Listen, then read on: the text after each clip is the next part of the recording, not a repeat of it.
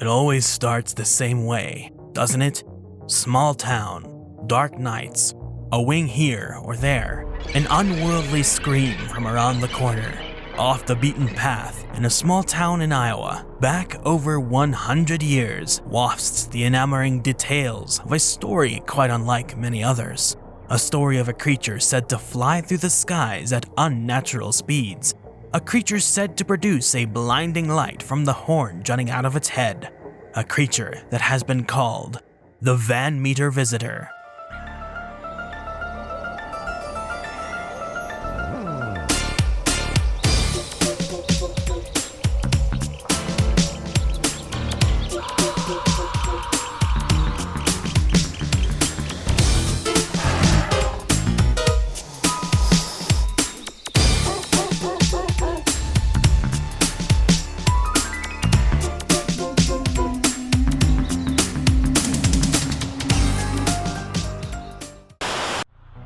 This video is a collaboration with Tyler Stone, a paleo artist and photojournalist with a strong TikTok presence doing all sorts of science communication and pseudoscience debunking. Check out his socials in the description and comment section below. It may not look like it now, but the small town of Van Meter, Iowa has a sordid history. Only the oldest of local residents can remember what occurred. There's a story here about something quite extraordinary, a story that is most likely a case of something far more mundane, but no less exciting. The year was 1903. The first teddy bear was introduced to America. The first transatlantic radio message was sent from the United States to England, and Panama proclaimed itself independent of Colombia thanks to behind-the-scenes actions of the US. The turn of the century was an exciting time for science. It was just starting to gain a foothold in society with more acceptance and education. The mountain gorilla was just discovered, and this was a period when unknown, large-bodied animals were still being found in remote regions of the world. Over a series of fall nights in the town of Van Meter, when respected prominent men, not your average town drunkards, reported sightings of a creature. This creature was said to look like a cross between a bat and a man. The reports say it emitted a foul odor wherever it went on its enormous smooth wings and shot a blinding light out of the horn on its head, flying past anyone who saw it at similarly blinding speeds. It was first seen Tuesday morning, September 29th, by Ulysses G. Griffith, an implement dealer right in the heart of the town's business district.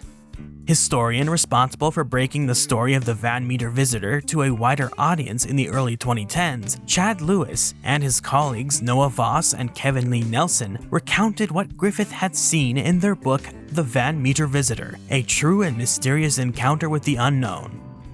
They write, as he pulled into his hometown of Van Meter at the all-too-often solitary time of 1 a.m., he noticed something different. His attention was drawn to the top of Mather and Greg's building. On the roof was something unusual and out of place. There was a light where there had not ever been one before. As Mr. Griffith continued down the road, he drew nearer to the light. He worked through the logical possibilities of what the light could have been. One of his first thoughts was a troublesome one, assuming it might be burglars. As this thought passed into his mind, he cautiously approached closer. Before he was able to draw very near the building, something unexpected happened. He must have been relieved yet startled when the light mysteriously moved across the street. It was suddenly clear that he needn't worry about burglars any longer, but he was confounded as to what he had been watching. The historians continue. The light appeared on the roof of another building, except on the opposite side of the street. His thoughts must have quickened, if not his heart, with this new observation. What? He would have wondered to himself, and how could something have moved like that? As quickly as the unusual light appeared and mysteriously moved across the street, it simply disappeared altogether. Eventually reaching his home in Van Meter, you can imagine that Mr. Griffith drifted off to sleep, his mind still circling the unexplained light. Wednesday night, another member of the community, the town's doctor, Dr. Fred Alcott, saw the creature. He was asleep in a room in his office when he was awoken by the same blinding light Griffith had seen the night before. Dr. Alcott got dressed and rushed outside to confront whoever had the audacity to shine a light into his room. With gun in hand, Alcott was taken aback as he got to witness what was making the light. He saw what he later described as an unholy combination of man and bat. He found the origin of the blinding light as a horn jutting out of the creature's forehead. Dr. Alcott took to shooting at the creature 5 times with no effect before it fled. He returned to his office. Sleep was probably off the table that night. It appeared again in the early twilight hours of Thursday morning, but this time to Clarence Dunn. At this point, rumors had begun circulating around the town of the creature's nightly visits, but no one had any idea what it could be. Dunn was aware of the appearances and took to keeping watch for it at night. He positioned himself at the bank with his shotgun as he believed the culprit of the Van Meter visitor was simply some clever burglars. Dunn's experience with the visitor, once it made its appearance, was a bit different from the others. Dunn got to hear the creature. As the historians write of the experience, the town clock struck 1 when he heard another noise, one he had not expected. The noise was confusing. Was it that of garbled gasps for air by some unseen creature, whether wild animal or human? Dunn thought it was perhaps someone strangling, but before he could investigate further or listen longer, a mysterious light shone full upon him through the front window. The light was revealed so sudden and bright that he was almost blinded. The light snapped off of him in what must have been a huge, if not momentary, relief. As the light moved, it darted about the room, and Dunn was able to garner a better glimpse of the source. As his eyes began to relax, a great form of some kind began to reveal itself. Just as suddenly as the light darted about the room, almost scanning, it swung back to him once more. Dunn's nerves could stand it no longer. Steadying the barrel of the shotgun towards the creature, he fired point blank. In his haste, he did not give chase to the outside or even open the window, but out of such stymied shock, his shot shattered the glass and part of the sash. Then nothing. Once it was officially morning, he surveyed the crime scene with fresh eyes, only to find a set of 3-toed footprints which he made plaster casts of. Plaster casts which have never materialized over the last 100+ years. Though cryptozoologist Lauren Coleman has a footprint of something like the Van Meter visitor in his International Cryptozoology Museum, it's not known if it was fabricated for the display or if it has any connection to the supposedly real original plaster casts. Okay, back to 1903. Thursday evening, Otto V. White, owner of a local hardware store, was the next eyewitness. He was sleeping in his quarters above the hardware store when the creature woke him up with quite a start. As it perched atop a nearby telephone pole, it reportedly made an abrupt, rasping racket. As the book continues, scarcely 15 feet away, the now determined Mr. White took deliberate aim, and, as with any good marksman, in one slow exhale, he pulled the trigger and fired. The creature did not fall to the ground as the ordinarily good shot Mr. White was expecting.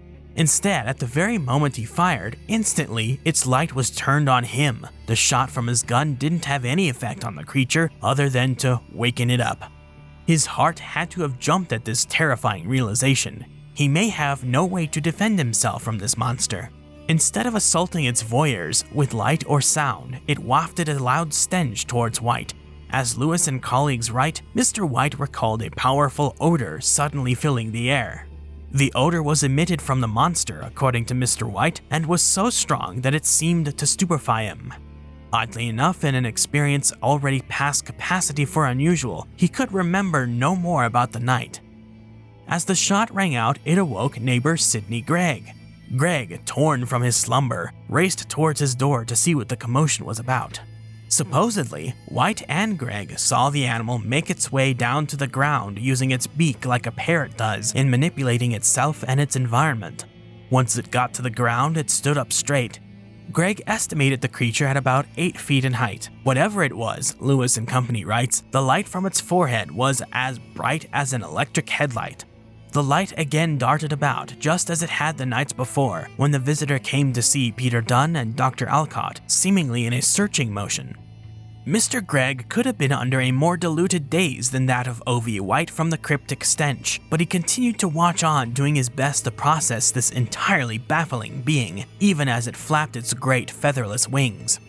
With the flapping of its wings, the creature took giant leaps almost like that of a kangaroo. It was at this point that a mail train came wailing through town, setting off the beast, which crouched down on all fours. It eventually galloped and took flight towards the old coal mine, which resided on the outskirts of town. That Saturday, workers at a tile and brick factory in the same area where an old coal mine had been shut down for a few years had begun to hear bizarre noises emanating from the runoff, gas, and deep water-filled mine. Workers specifically recalled a raucous cacophony, as though Satan and a regiment of imps were coming forth for battle. Operations manager J.L. Platt Jr. was specifically the guy who was still around at around 1 a.m. when he reportedly heard all sorts of awful critter sounds coming out of the place. It wouldn't be much time after he heard the sounds before he became the next witness to the Van Meter visitor. Lewis and friends write of Platt Jr.'s experience. This time, however, the disturbing sounds did not stop, and in the flash of a moment the monster appeared at the entrance. The shocking moment was not over, as directly behind the first monster, there appeared another, somewhat smaller one. They both gave off the brilliant light that was as striking as it was blinding.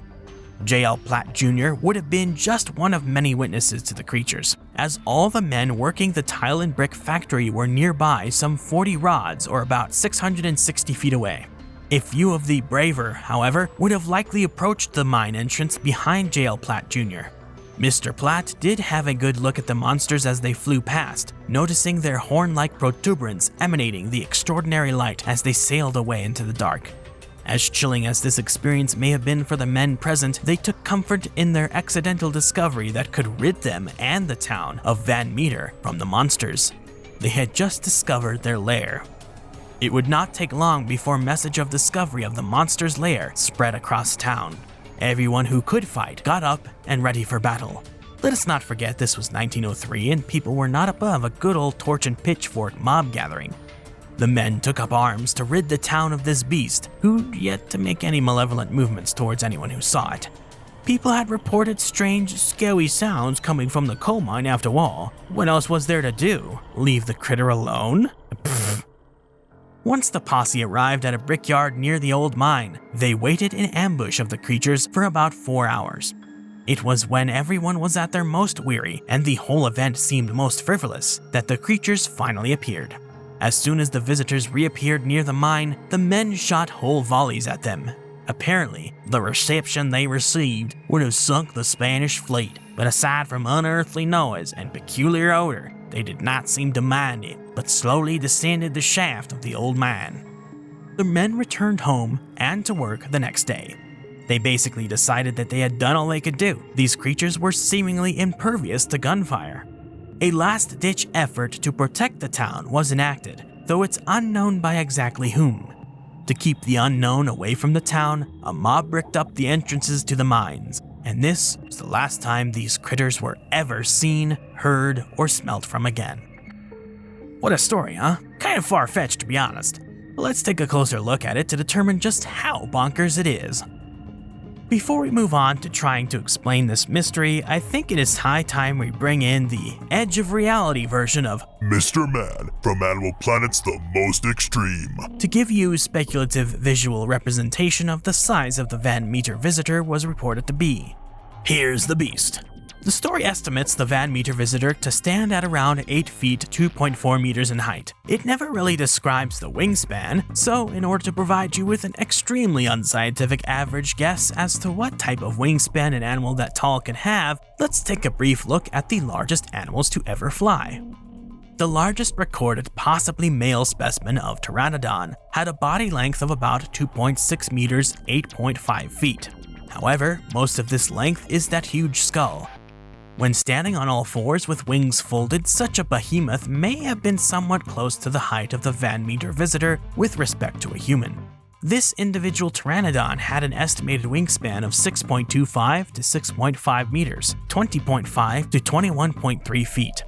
Argentavis is one of the largest flying birds to ever live, outclassed a bit in wingspan by Pelagornis sandersi. Argentavis may have had a wingspan of 5.09 to 6.5 meters, 16 feet 8 inches to 21 feet 4 inches, while Pelagornis had a wingspan of 7 to 7.4 meters, 23 feet to 24 feet 3 inches.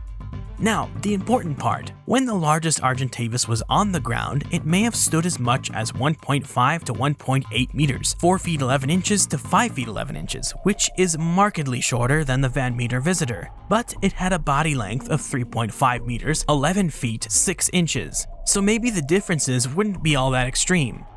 As such, I think I could reasonably speculate that a Van Meter visitor of an 8-foot height may have needed wings between 5.09 meters, 16 feet 8 inches, and 7.4 meters, 23 feet 3 inches. Such a wingspan seems so large as to not be an insignificant part of the story, and yet no one really recounted immense kite-like wings, only that they were large and bat-like. Perhaps I've digressed too much. Thanks, Mr. Man. The men who reported the story, supposedly the ones who all witnessed the creature over the series of nights and who formed the mob to confront the creatures, were all of high standing within their town. Many researchers or historians think it's unlikely they would have risked their reputations by telling outlandish stories, unless they themselves believed they saw what they saw. Unless, of course, the whole thing is a hoax drummed up by this group to increase tourism or interest to their small town. Supposedly, there is some form of physical evidence left by the creature in the form of a footprint of which there is a plaster cast, but wherever the plaster cast is anyone's guess, as it is in no one's possession and may very well have been lost to time or was never made in the first place. Chad Lewis, an author with a background in psychology, found the article that recounted most of the details of the Van Meter visitor's story in the town's archives.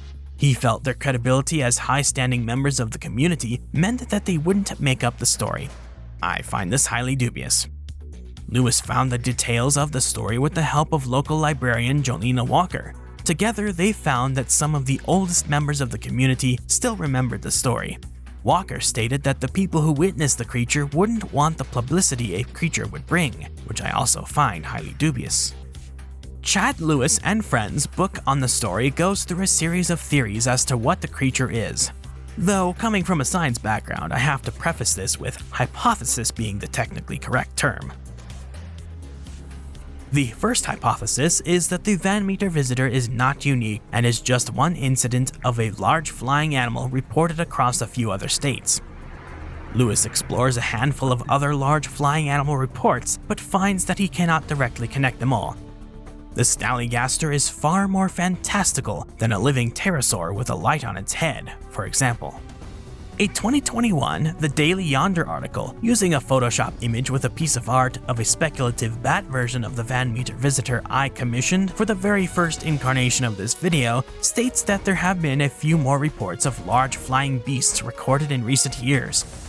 As the author Liz Carey states in this article, in the 1980s, a man who had just moved to the area and hadn't heard about the legend was walking near the coal mine and reportedly saw a 5-foot-long bat-like creature fly over his head, Lewis said.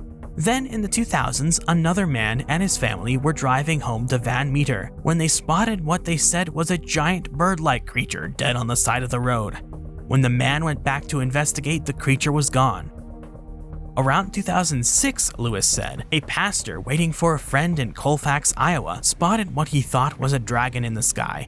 When he returned home, he Googled Iowa dragon and came across a picture of what he had spotted, the Van Meter visitor.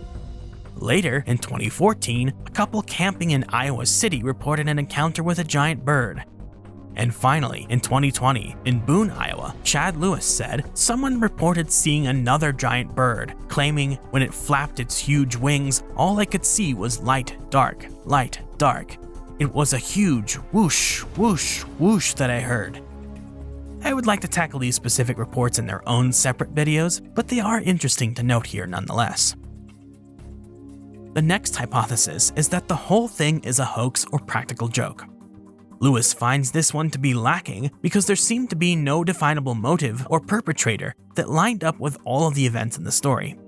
The people of the town that retold the story shortly after the events only saw their story picked up by newspapers in Des Moines, since it was the closest town with a press. The townspeople actually got a few dismissive articles written about them and their experience. It was written off as a hoax or something of the sort even back then. The third hypothesis is that the whole thing was actually a UFO or alien story. The Van Meter visitor events occurred during a time before UFOs had really broken into the pop culture zeitgeist, so floating light sources that move at unnatural speeds may have been more likely attributed to a monster rather than alien spacecraft.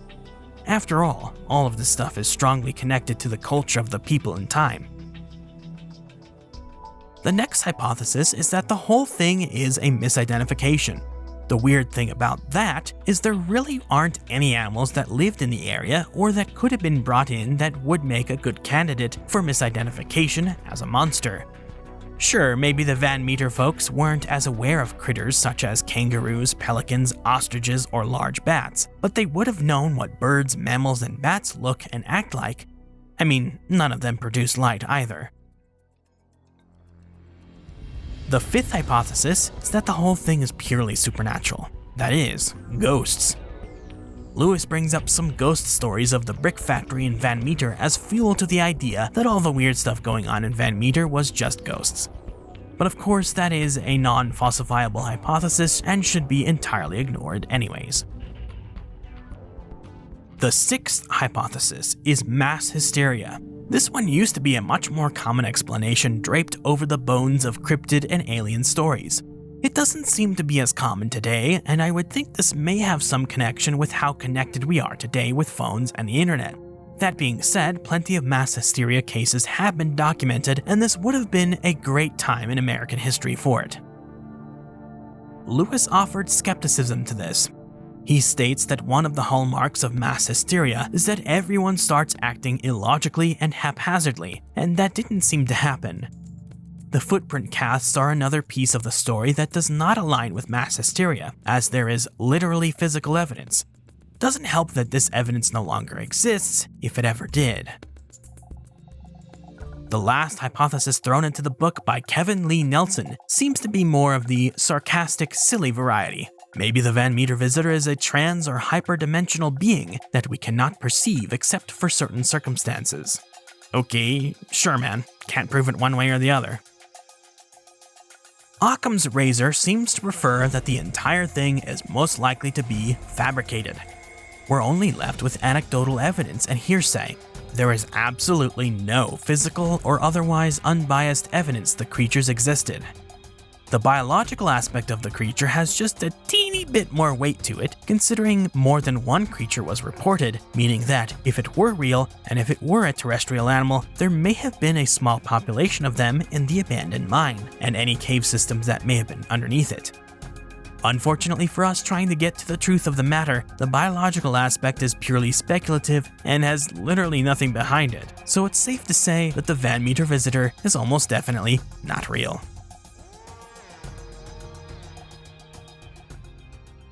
Clearly, there's a lot to unpack with this story, and a lot of different ideas about what really happened. So, I decided to reach out to my friend Tyler Stone for a second opinion. Tyler is a photojournalist and paleoartist from Iowa, and has a TikTok where he discusses paleontology and cryptozoology. Hi Tyler. Hi Edge, thank you so much for having me. So, Tyler, what do you think of the Van Meter visitor? Well Edge, as an Iowan, I love the Van Meter visitor. It's our only real homegrown cryptid. That being said, I'm very, very skeptical of the story. Me too. What do you make of all the different explanations? Well, first things first, I think the suggestions that the Van Meter visitor was supernatural or demonic or from another dimension are ridiculous. This is just a cop-out to believe without evidence. It's basically saying, well, my cryptid is magic and doesn't have to follow the rules. That's just not how science works. We can also dismiss the idea that it was a misidentified UFO. First off, that's just invoking one mystery to explain another, which, like the supernatural explanations, is a cop-out. But second, UFOs, or at least their predecessor, were already a thing in 1903 in the form of unidentified airships reported throughout the country. Now, these were very different from our modern UFO stories. They were said to look like essentially big blimps with mechanical wings, propellers, and rudders on them.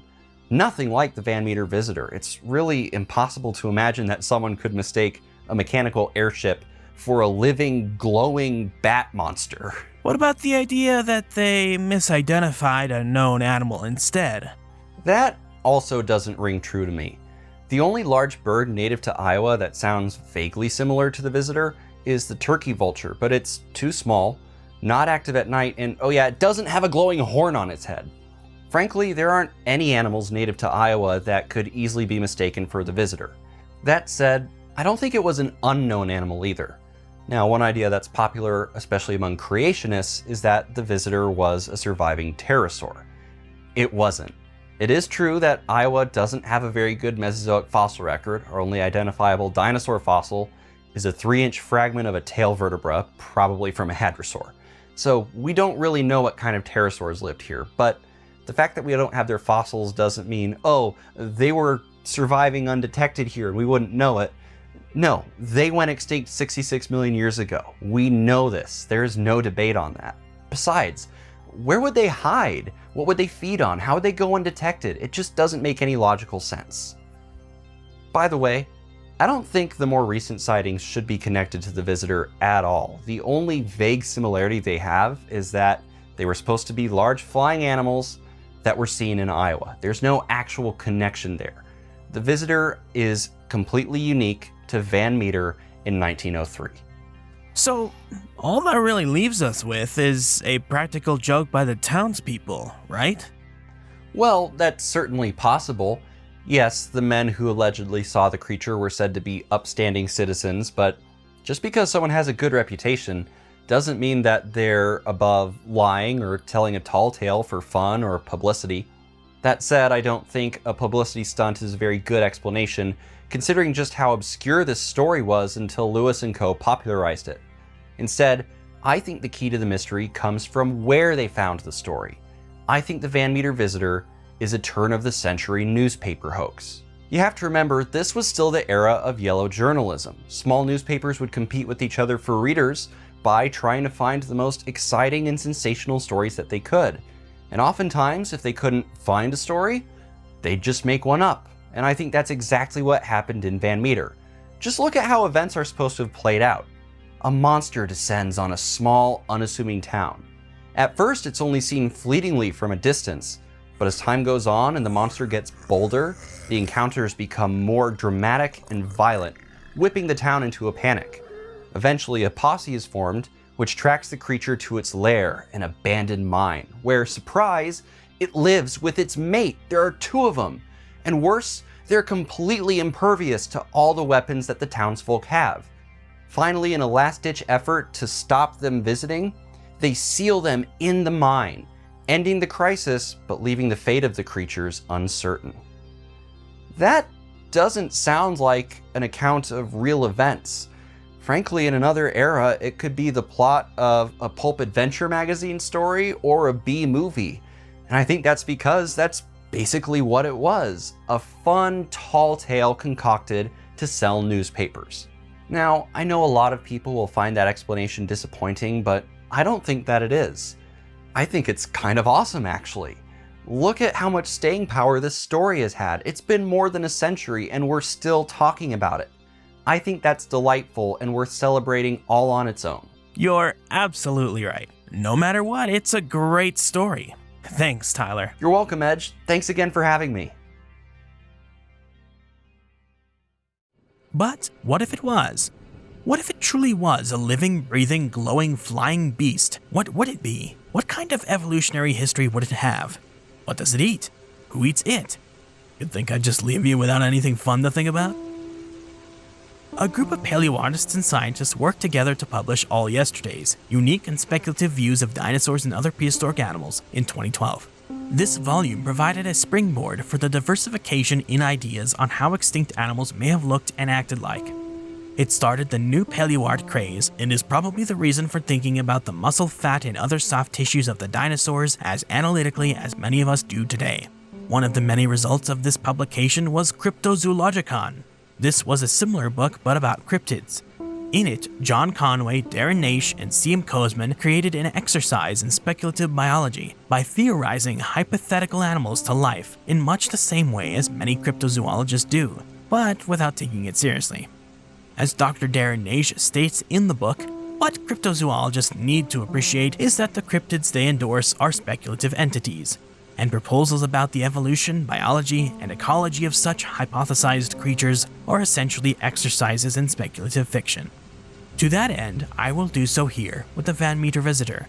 Try to fit it into the fossil record and biodiversity of where it was sighted to theorize a speculative entity that we now know is more hoax than truth.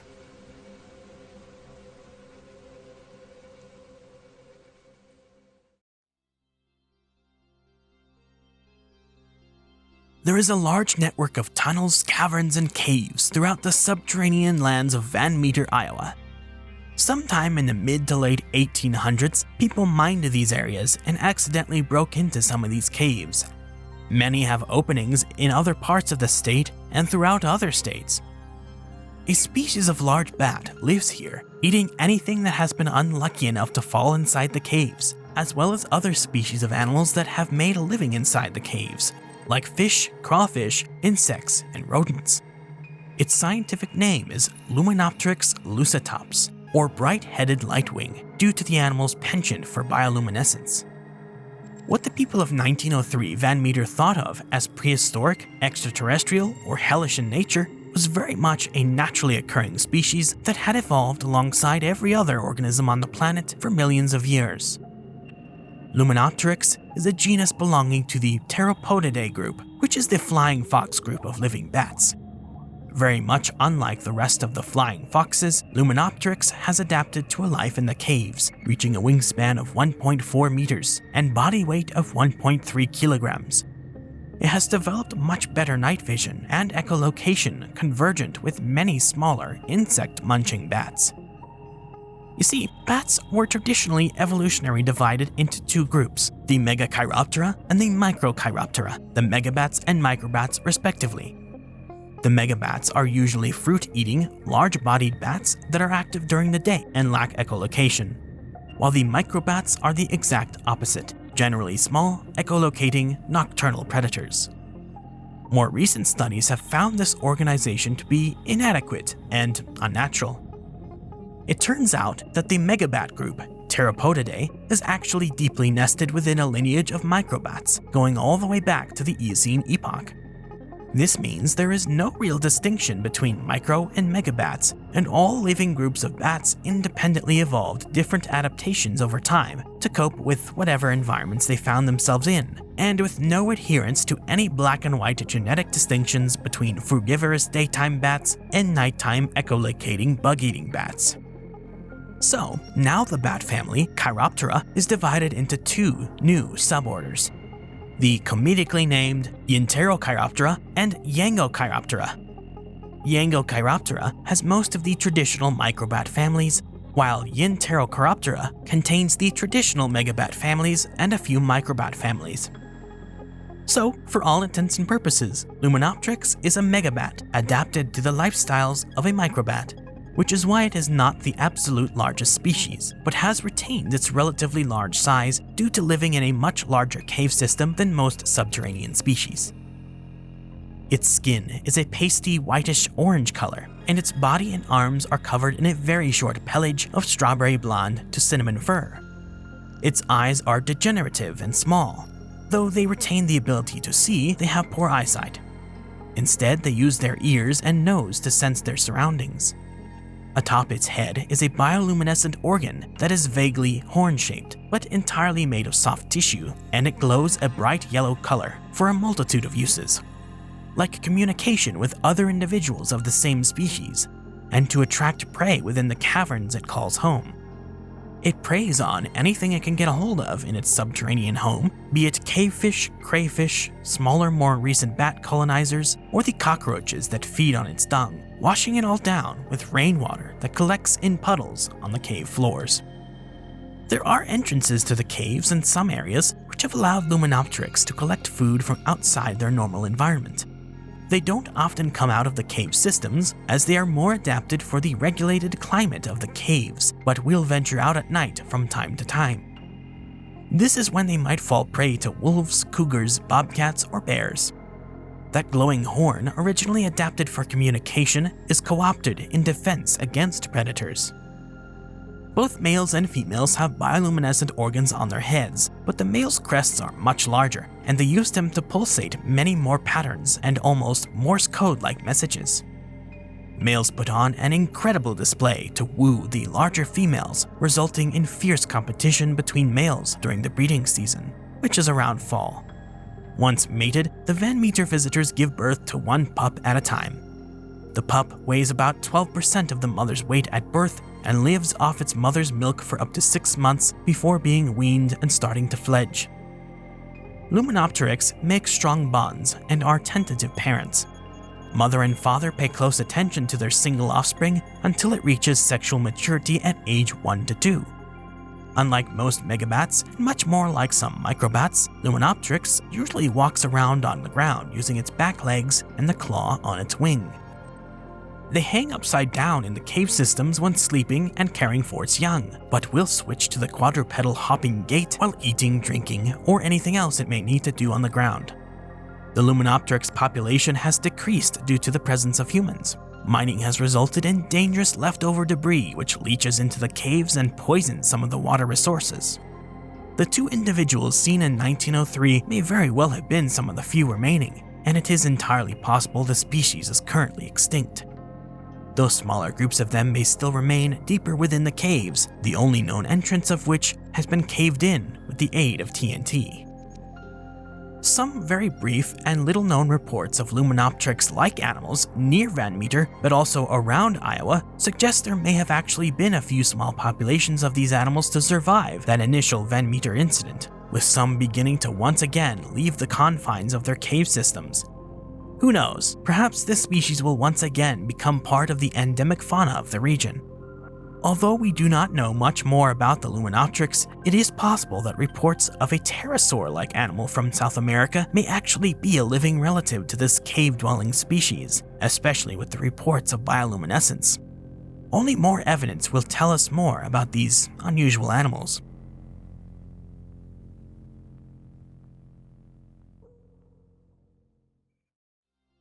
What a fun mystery! Although the Luminopteryx is completely fictitious, I have tried to create something not too out of the ordinary. The actual descriptions sound a bit like a pterosaur, and many artists have recreated the creature in such a way. But of course, as I've gone over, there is literally no evidence the non-avian dinosaurs, pterosaurs, or other Cretaceous species other than those lineages still around today were able to survive past a couple thousand years after the K-pig extinction, which would make it virtually impossible for the Van Meter visitor to be a pterosaur, if it were actually real, which is still nearly impossible and impossible to prove. The inhabitants of Van Meter have embraced the crazy, kooky nature of the creature and the story, and many believe it to have been a real flesh and blood creature, while others believe it to be demonic in origin. It provides an interesting idea as to what might still be out there, even if not quite as exciting as a pteranodon with a laser horn on its head. There's a festival to celebrate the Van Meter visitor and many other cryptozoological and paranormal phenomenon, and although I cannot endorse the belief in the existence of something without verifiable evidence, I can approve of the desire for truth, so go check out the Van Meter Visitor Festival in Van Meter, Iowa, pretty much the end of September of each year. What do you think of the Van Meter visitor? What do you think it actually was? Was it just a hoax? Let me know in the comments below. For more interesting stories about nature, the history of life, or what goes bump in the night, subscribe, like this video, drop a comment in the comment section below, and hit the bell icon to stay in the know with everything Edge. Thanks for watching.